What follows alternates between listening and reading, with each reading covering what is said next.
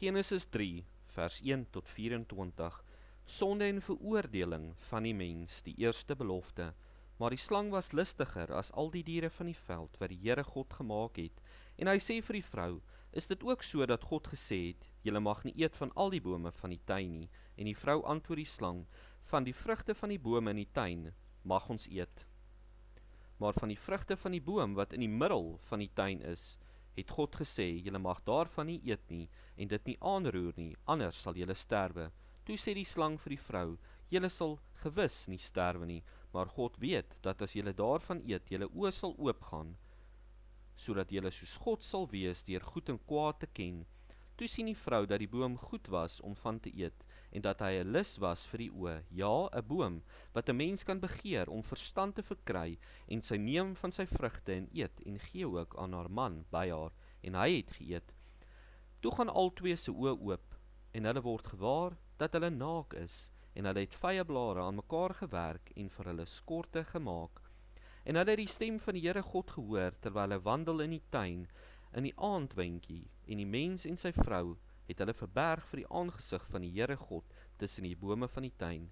Toe roep die Here God na die mens en sê vir hom, waar is jy? En hy antwoord, ek het u geruis gehoor in die tuin en gevrees, want ek is naak, daarom het ek my verberg. En hy sê, wie het jou te kenne gegee dat jy naak is? Het jy geëet van die boom waarvan ek jou beveel het om nie te eet nie? En die mens antwoord, die vrou wat u gegee het om by my te wees, sy het my van die boom gegee en ek het geëet. Daarop sê die Here God aan die vrou, wat het jy nou gedoen? En die vrou antwoord, die slang het my bedrieg en ek het geëet. Toe sê die Here God aan die slang, omdat jy dit gedoen het, is jy vervloek onder al die vee en al die diere van die veld. Op jou buik moet jy seil en stof moet jy eet al die dae van jou lewe, en ek sal vyandskap stel tussen jou en die vrou en tussen jou saad en haar saad. Hy sal jou die kop vermorsel en jy sal hom in die hakskeen byt. Aan die vrou het hy gesê, ek sal grootliks vermeerder jou moeite en jou swangerskap. Met smart sal jy kinders baar, en na jou man sal jou begeerte wees en hy sal oor jou heers. En aan die mens het hy gesê, omdat jy geluister het na die stem van jou vrou en van die boom geëet het, waarvan ek jou beveel het om nie te eet nie, vervloek is die aarde om jou ontwil.